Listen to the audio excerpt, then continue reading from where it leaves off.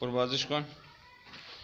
این سرامیکا رو باز کردیم. از این گوشه 3 تا کارتون شکسته داشته، هر کدوم یکی و یکی این نیماش 3 تا تیکه، این 3 تا سرامیک از هر کارتون یکی در آمده. بعد اینا ضربه خورده وسطاش چکش که میزنیم میشکنه، دانه دانه کن.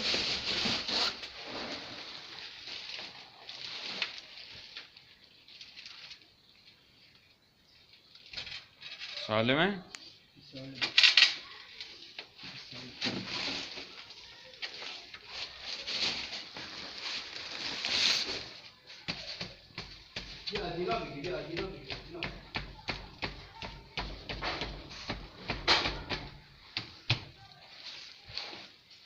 شکسته داره دیگه توش.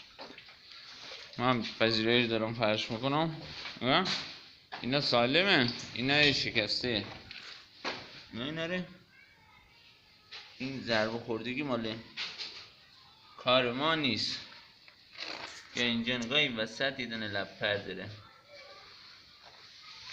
اینا ضربه خوردگی ها مال ما نیست. نگاه اینا پریدگی ها، نگاه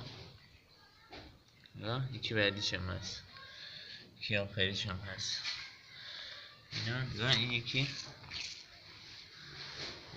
کنجاش پریده، این یکی کنجاش پریده.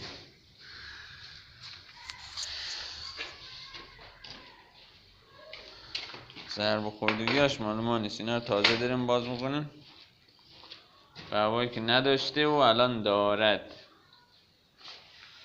خداحافظ.